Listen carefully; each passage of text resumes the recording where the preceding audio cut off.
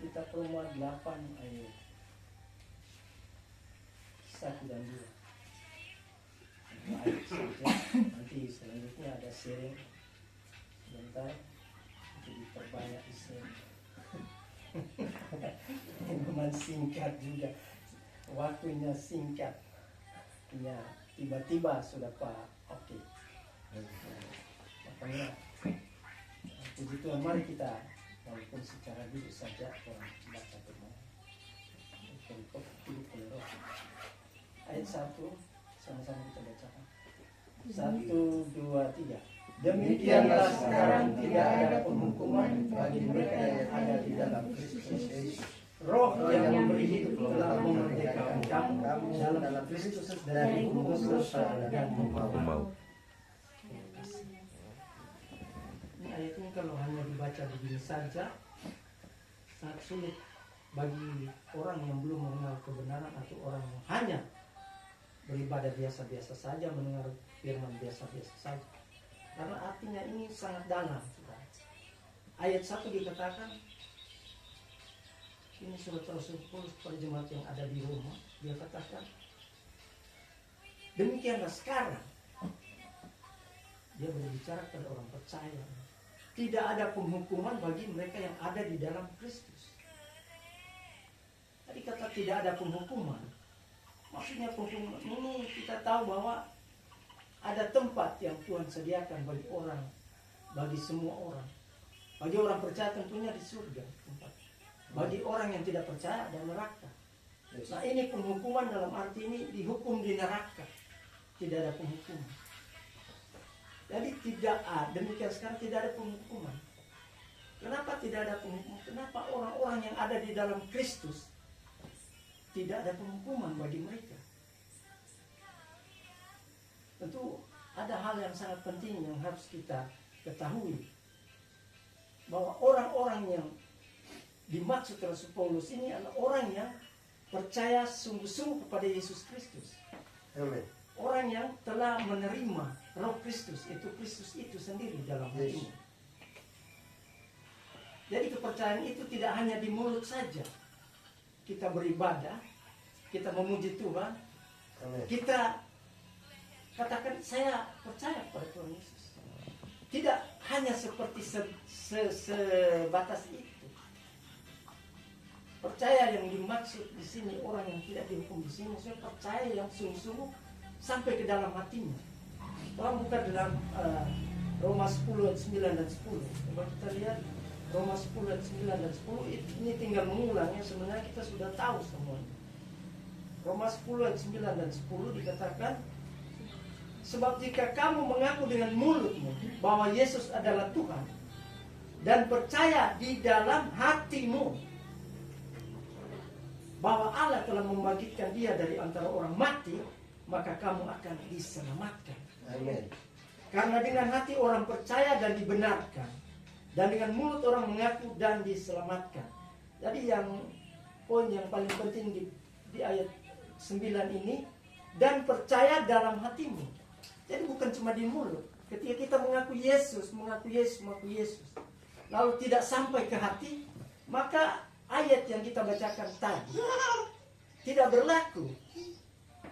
Artinya tidak ada penghukuman di dalam orang yang ada dalam Kristus. Pada orang yang ada dalam Kristus tidak berlaku kalau hanya dia sebatas di mulut, sebatas ibadah biasa-biasa saja, yang mengikuti saja. Jadi ini ada faktor yang sangat penting. Kita harus ada penerimaan, menerima secara pribadi di dalam hati kita seperti dikatakan ini. Seperti Yohanes 1:12 katakan, barang siapa yang menerimanya besar, menerima Tuhan, diberi kuasa menjadi anak Allah. Siapa yang menerima Kristus itu, dia menjadi anak Allah. Nah, orang yang menerima di dalam hati, membuka hatinya, terima Yesus sebagai Tuhan dan Juru Selamat. Amin. Dan roh itu yang sudah diutus Tuhan Yesus itu, roh Kristus itu yang akan masuk dalam hatinya, mengubah hatinya, membereskan segala dosanya. Dan roh itu yang membersihkan hatinya dari segala dosa. sehingga orang itu dikuduskan satu kali selama-lamanya Amin. Amin. oleh persembahan tubuh Yesus, sebagaimana dikatakan dalam Ibrani 10:10 masalah satu kali untuk selama-lamanya. Jadi masalah penerimaan masuk dalam hati kita, roh yang itu. Makanya ayat kedua tadi pembacaan tadi di dalam Roma 8 tadi ayat 2, roh yang memberi hidup telah memerdekakan kamu dari Kristus, dari hukum dosa dan hukum maut. Jadi roh yang torang terima, Kristus yang torang undang di dalam hati kita itu termeterai selama-lamanya di dalam, jarang kita keluar. Dan dalam Efesus 1 ayat 14 selalu kita bacakan, roh itu yang menjamin orang hidup ini. Haleluya. Supaya orang sampai sempurna di surga sana. Nah, di sini ayat 2 dikatakan roh yang memberi hidup telah memerdekakan kamu dalam Kristus dari hukum dosa dan hukum maut. Hukum dosa itu, saudara, itu penghukuman hukum dosa. Kita diikat, dijajah oleh dosa itu, sehingga dosa itu yang membawa kita ke neraka nanti kalau kita tidak menerima roh Kristus, tidak menerima Kristus dalam hati, tidak dihapuskan dosa itu.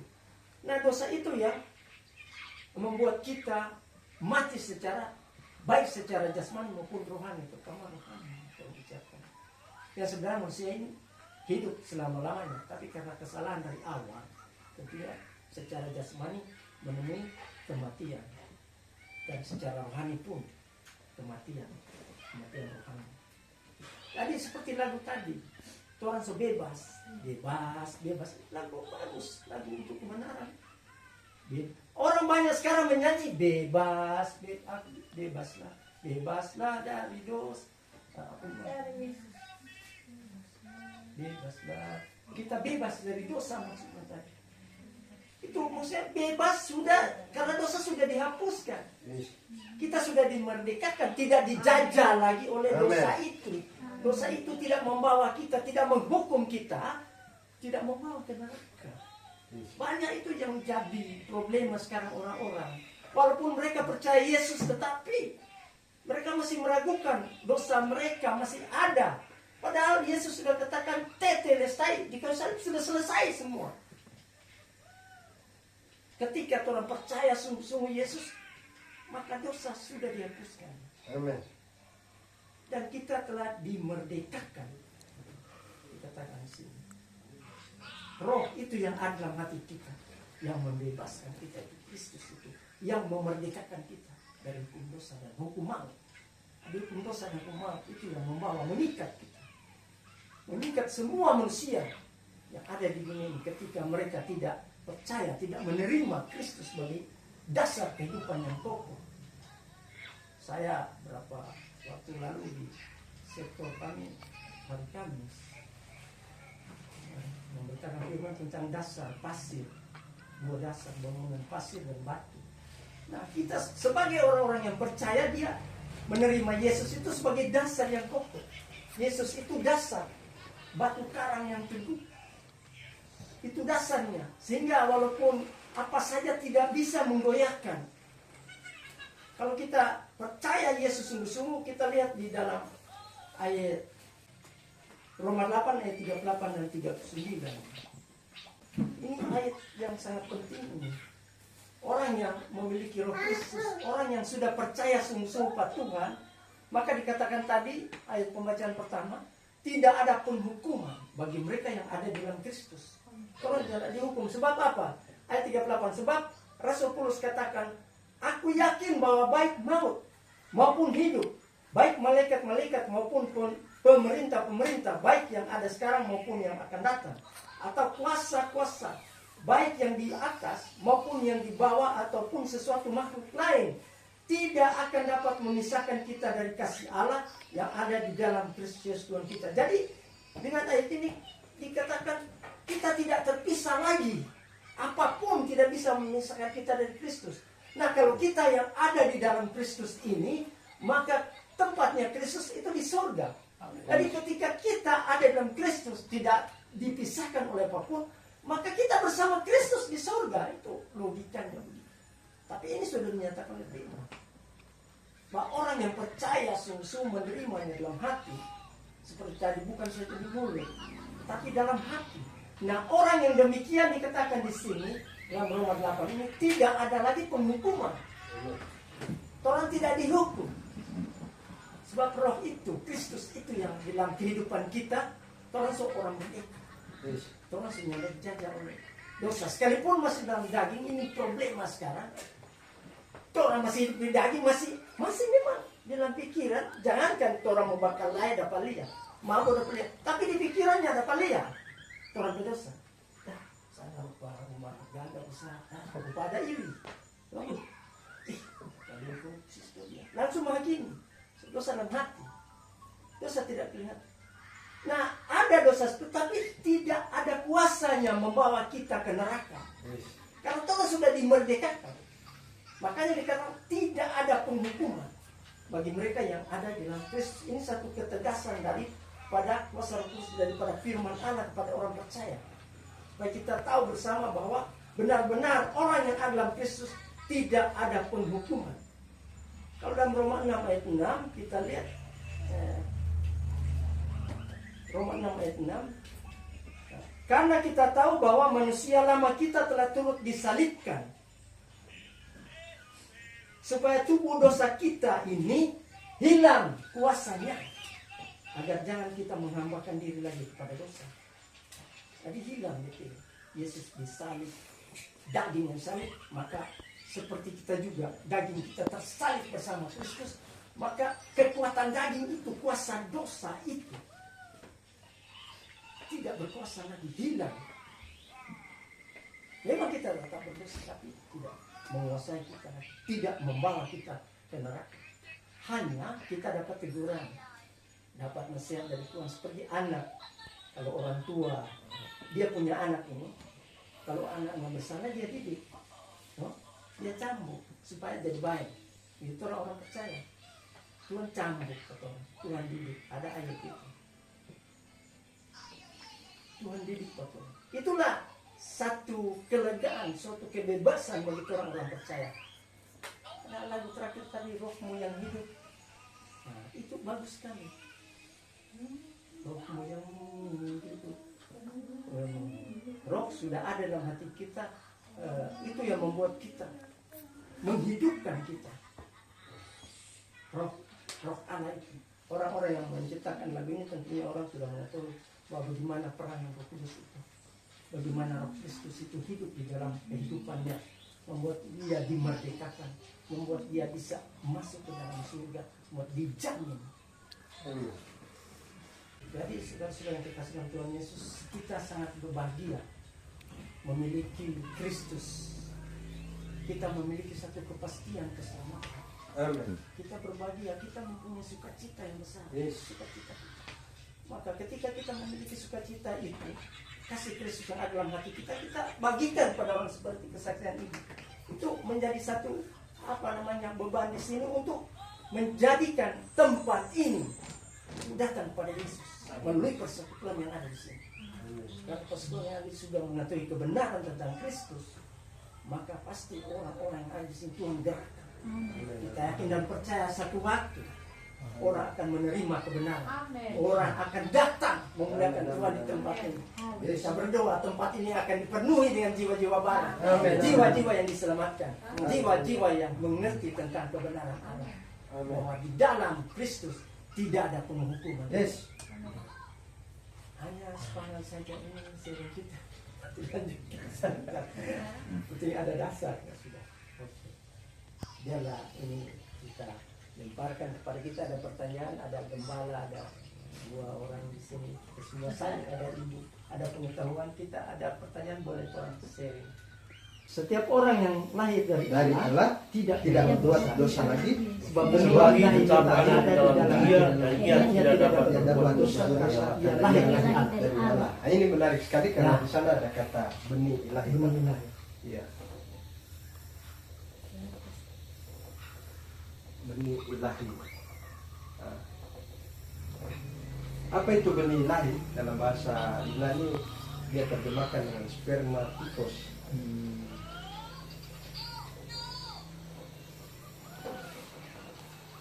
Jadi kenapa orang nggak bisa bikin dosa atau dosa nggak berkuasa lagi atasnya? Karena di dalam hidupnya itu spermatikos ini kalau dalam sel telur dia membuahi. Jadi terjadi pembuahan secara ilahi di dalam jiwa manusia sehingga kehidupan kita lahir baru itu menjadi utuh di dalam Kristus Tuhan. Sehingga ini adalah poin yang sangat menarik melengkapi dari kebenaran firman Tuhan tadi yang luar biasa. Kenapa kita tidak mendapat penghukuman atau kenapa dosa tidak berkuasa lagi dalam diri saya dan saudara? Karena kita punya benih ilahi yang telah membuahi jiwa saya dan saudara dan pengenalan kita akan Kristus Tuhan. Sehingga kita mengalami yang namanya kehidupan yang baru, orang bisa mengerti tentang kebenaran dan kita dihidupkan terus dalam kebenaran dari hari ke hari. Amin. Sehingga saya kira ini adalah sebagian untuk melengkapi kebenaran yang luar biasa dari kitab Roma dan juga Yohanes. Jangan sampai orang mengalami kontradiksi tentang pengajaran. Di satu sisi orang justru mengajar tentang kasih karunia, di sisi yang lain orang memberatkan kekuatan manusia, usaha manusia untuk mencapai yang namanya keselamatan itu. Sehingga dalam pandangan Yohanes ini yang sangat penting bagi kita bahwa kita ini ada benih ilahi. Itulah yang mendorong setiap saya dan saudara, itu yang membawa kita untuk mengerti bahwa ini bagian kita, sama seperti telur yang dibuahi. Satu waktu dia akan menetas. Ada generasi yang baru. Amin. Sehingga kehidupan kita sama seperti itu. Kita percaya bahwa benih ilahi ini ada dalam diri setiap orang yang percaya kepada Kristus Tuhan. Makanya yang sama dengan tadi itu cuma di mulut. Kenapa? Karena pembuahan itu telah masuk dalam jiwa saya dan saudara. Sehingga terjadilah di sana hal yang luar biasa. Ini memang kebenaran yang menarik sekali untuk kita dapat simak bersama. Dan apalagi kami jemaat yang memang mengajar mulai dari awal sampai sekarang, pengajaran konsepnya itu adalah kasih karunia Tuhan yang luar biasa, tanpa harus kita membuang semua usaha atau dalam tanda petik orang kehendak bebas, tapi semua digiring kepada kasih karunia Tuhan. Kita masih punya keinginan, tetapi semua digiring kepada kebenaran. Kenapa? Penting bagi kita untuk melihat kebenaran, karena ketika orang melihat, membaca kebenaran, maka dia punya keputusan untuk apa? Haleluya. Dia bisa menolak semua hal-hal yang bisa membawa dia dalam kesesatan.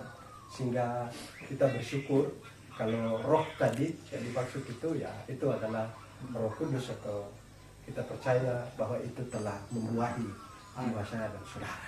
Sehingga kita punya keyakinan yang kuat di dalam kita mengiring dan melayani pekerjaan Tuhan. Saya kira demikian, dan mungkin ada tambahan seorang koordinator. Ini bagus sekali sebenarnya ya. Jadi puji Tuhan, dan ini saya baru untuk mencatat begini. Ya, kita saling melengkapi. Tadi sudah dijelaskan oleh Bapak di dalam Roma tadi. Roma berapa Pak ya? Roma 8 ayat 1 dan 2. Ini saling melengkapi. Kita nanti sebentar tanggapi Roma 8 ayat 1 dan 2. Demikianlah sekarang tidak ada penghukuman bagi mereka yang ada dalam Kristus Yesus.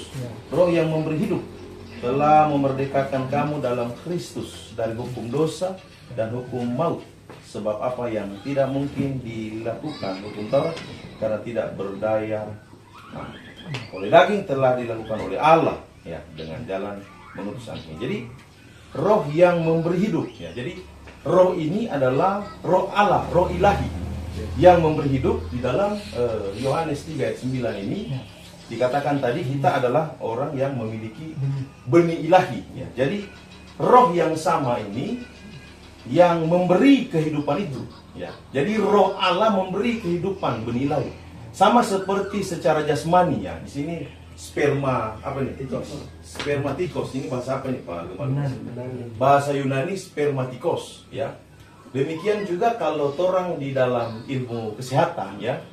Di dalam bidang kesehatan, ya. Kalau kita pakai istilah di medis itu bahasa Latin, ya. Bahasa Latin itu spermatozoa, ya. Yunani spermatikos, bahasa Latin spermatozoa. Ya. Karena spermatozoa ini secara tubuh manusia. Ya, jadi itu orang kan sudah dewasa semua. Ya, jadi tokoh genetik dunia, ya, bapak genetik dunia namanya Adam Smith. Ya, orang belajar di Adam Smith. Ya, ya. Beliau menyampaikan begini: di dalam diri seorang pria ada makhluk yang hidup, yaitu namanya spermatozoa. Ya. Nah, spermatozoa ini yang akan membuahi yang namanya di dalam diri perempuan itu yang namanya ovum. Ya. Ini bahasa Latin karena medis itu selalu pakai Latin. Nah, kalau bahasa firman Tuhan kan kebanyakan Ibrani Yunani, tapi bahasa medis kebanyakan Latin. Jadi ovum. Di dalam tubuh wanita itu ovum. Sel telur. Sel telur. Di dalam Di dalam tubuh manusia, di dalam tubuh pria, di dalam diri seorang pria itu namanya spermatozoa. Spermatozoa itu makhluk hidup, kata Adam Smith. Memang betul karena dia bergerak. Ya, ketika dia masuk ke dalam ovum, maka dia akan memiliki yang namanya benih. Jadi spermatozoa ini jumlahnya itu banyak, bahkan miliar katanya, ya menurut ahli. Ya, jadi spermatozoa ini yang banyak sekali ini ketika mau datang ke ovum, itu dia berlomba-lomba. Dia berlomba-lomba masuk ke dalam ovum. Ya, ketika dia masuk ke dalam ovum, maka yang masuk itu yang paling cepat. Yang paling cepat masuk ketika dia masuk ovum itu atau sel telur itu akan menutup. Ketika dia menutup, maka itulah yang akan menjadi benih. Sehingga melahirkan anak. Kalau dia menutup 2, berarti itu jadi kembar. Kalau 3, itu dia jadi kembar 3. Kalau 1, itu jadi. Jadi berkaitan dengan benih unggul ini, jadi sebenarnya kita yang lahir ini adalah benih atau bibit unggul.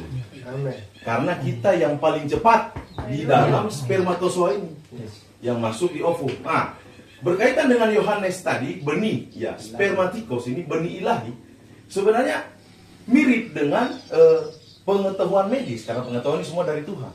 Demikian juga kita manusia ini adalah makhluk Tuhan yang termulia. Tuhan rancang bagaimana kehidupan kita ini bisa membuahi. Demikian juga sang ilahi. Ilahi di dalam proses keilahiannya, dia suka melahirkan bibit di dalam hidup saya dan saudara. Ketika anugerah itu di dalam sini dikatakan tidak ada penghukuman bagi mereka yang ada di dalam Kristus. Jadi di dalam Kristus itu kayak begini. Kita ini dibuahi di dalam Kristus. Ya. Di dalam kasih karunia Allah menunjukkan, makanya firman Tuhan bilang kita ada di dalam Kristus, ya. Kristus ada di dalam kita dalam Kristus. Paulus mengatakan begini, bagiku hidup adalah Kristus, mati adalah keuntungan. Jadi kita itu terserap di dalam Kristus, terhisap di dalam Kristus. Jadi orang ini di dalam Kristus, makanya dikatakan benih ilahi karena Kristus, bukan karena kekuatan orang, tapi karena Kristus di dalam kasih karunia, ya. Pendeta Makenggong ada kasih contoh begini. Ini apa? Polpen. Ketika polpen taruh begini dan dia tutup, maka yang kelihatan apa? Alkitab. Ini polpen ini kayak torang. Spidol ini sama dengan torang. Tutup begini, ini Kristus. Ketika dia torang ada di dalam dia, ditutup begini, Kristus yang nampak. Ya. Makanya benih ilahi, memang luar biasa orang ini, ya. Benih ilahi, Pak, memang luar biasa. Di dalam kasih karunia Kristus Yesus Tuhan. Nah, ini memang bukan kebetulan pakai spermatikos ini. Baru kemudian bahasa Latin spermatozoa. Kemudian ada ovum. Ini adalah satu gambaran bagaimana benih ilahi terjadi dalam hidup kita. Makanya dikatakan orang ini adalah proyek besar, proyek raksasa Tuhan. Amin. Jadi kalau orang boleh berkumpul memuji menyembah Dia, itu adalah hal yang luar biasa. Nah, makanya tidak ada penghukuman. Kayak tadi Pak Gembala bilang, tidak ada penghukuman. Siapa mau hukum kalau benih ilahi? Amin. Yang jadi pertanyaan, kayak Bapak Gembala bilang tadi, kenapa kita tidak berbuat dosa? Karena benih ilahi. Yang jadi pertanyaan, kita masih berdosa? Masih. Ya. Masih lah, masih berdosa lah. kayak Bapak penyampaian tadi, dosa itu tidak membuat kita kehilangan keselamatan. Masih dalam daging tuh. Masih dalam daging. Nah, inilah yang disebut proses pertumbuhan. Proses pertumbuhan. Jadi proses keselamatan Allah itu ada yang namanya, yang sedikit lagi, yang namanya yuridis, ya. Itu aspek hukum, aspek kedudukan, bahwa kita satu kali untuk selama-lamanya Tuhan sudah tebus. Tidak ada bisa yang ganggu gugat penebusan ini. Orang secara kedudukan ini benih ilahi orang. Aspek status. Status. Orang adalah orang benar. Orang adalah orang yang luar biasa. Tetapi ada aspek yang kedua, yaitu organik. Ya, organik. Nah, organik ini adalah aspek pertumbuhan. Ya, makanya ada sarana anugerah, gereja, doa subuh, ya apapun itu sarana anugerah yang membuat orang ini bertumbuh secara organik. Ya, secara yuridis sudah selesai, tetapi proses organik ini harus berjalan. Orang di mana mengalami pertumbuhan. Kenapa Alkitab selalu mencatat tentang botanika? Botanika itu apa? Tentang pertanian, ya, tentang ini biologis, ya. Karena selalu berbicara pertumbuhan. Benih akan dari telur akan keluar, dan dari kecil, dari bayi terus mengalami pertumbuhan. Inilah organik, di mana kita mengalami kedewasaan rohani. Amin. Haleluya. Ya. Kedewasaan rohani itu penting. Kalau orang jatuh bangun dalam dosa, proses dalam pelayanan itulah organik. Ya. Organik. Atang dengan saya, atau Atang dengan Opa, atau penggembala dengan jemaat, itu organik yang membentuk orang untuk memiliki pertumbuhan, mulai dari benih tadi, benih ilahi, terus bertumbuh sama dengan tumbuhan dari kecil, menanam, menyiram, Yesus yang mempertumbuhkan. Itulah organik. Sampai orang mengalami kedewasaan penuh. Tetapi orang penjatuh bangun itu tidak merubah status kita tadi. Orang tetap sudah diselamatkan. Tetapi kekuatan dari mana? Dari anugerah yang tidak pernah hilang dalam orang hidup. Ketika orang jatuh bangun, orang jangan kecewa. Itulah Injil. Orang jatuh bangun, orang jangan kecewa karena keselamatan tetap ada. Ya. Kalau orang juga tidak menyia-nyiakan keselamatan. Karena apa? Karena orang tahu, orang ini benih ilahi. Orang status orang adalah orang dalam Tuhan. Jadi di sisi lain orang memiliki tanggung jawab di dunia ini, bukan untuk mempertahankan dengan kekuatan, bukan, tapi karena orang Tuhan sudah tebus, orang udah luar biasa merenungkan. Di sisi lain orang yang tidak sengaja, di sisi lain ketika orang jatuh, orang yang kecewa karena keselamatan tidak akan pernah hilang. Kemudian ada yang namanya dimuliakan. Kalau ini DP istilah keren bahasa Inggris, ini justification, yuridis ini justification. Kalau ini organik ini sanctification, ya, proses pertumbuhan. Ada lagi yang namanya di istilah bahasa Inggris glorification. Nah, ketika orang mengalami pertumbuhan secara dewasa, orang akan mengalami yang namanya kemuliaan, pemuliaan Tuhan, sehingga orang tetap menjadi kuat di dalam Tuhan. Itu yang dapat saya bagikan. Kalau ada yang mungkin yang menambahkan atau bertanya, ya. Jadi intinya semua Tuhan ciptakan ini baik secara biologis maupun secara teologis ini berhubungan. Di mana manusia memiliki benih-benih, demikian juga Allah ilahi. Itu sebenarnya terjadi sudah di dalam keilahian Allah. Makanya manusia ini makhluk termulia, makhluk yang luar biasa. Makanya bicara agama itu bukan organisasi, tapi organisme. Kalau orang tak kumpul ini, semua akan berbentuk. Tuhan Yesus memberkati. Salam, mari. Pas, cuma ada sedikit utama masalah. Iya, sudah. Spermatozoa tadi dan sel telur ini. Dia seperti dikatakan benih itu disebut ketika sejadi, itu disebut sel induk. Sel induk itu pertemuan antara kedua ini tadi. Sel induk itu dia kecil, dia berdasar. Dia akan membentuk tubuh ini dari sel induk itu. Sel induk itu akan memanjang, menjadi besar, menjadi tangan, menjadi kaki, menjadi tangan, menjadi kepala, terjadi manusia yang sempurna. Nah, ketika sempurna dia bisa beraktivitas. Kalau cuma masih di sini tidak bisa. Makanya kita tidak boleh jemu-jemu belajar firman Tuhan. Kita harus bertumbuh. Karena kita masih baru bayi disebut. Masih belum bisa beraktivitas. Nah, ketika kita harus belajar, tidak jemu-jemu belajar firman Tuhan, terus belajar kebenaran, kita akan bertumbuh menjadi dewasa, sudah dijelaskan tadi. Nah, ketika kita dewasa dengan firman Tuhan, kita bisa beraktivitas, artinya kita bisa melayani, bisa menjadi saksi Kristus, memberitakan firman kebenaran. Amin. Amin. Saja. Puji Tuhan. Haleluya. Ketika kita di dalam Kristus, sudah dikatakan tadi oleh firman Tuhan dan beberapa ayat yang luar biasa tadi, tidak ada lagi penghukuman bagi kita. Nah, kita percaya kita sudah dimerdekakan dari Haleluya. Amin. Jadi kemuliaan bagi Tuhan. Haleluya. Glory, glory, glory.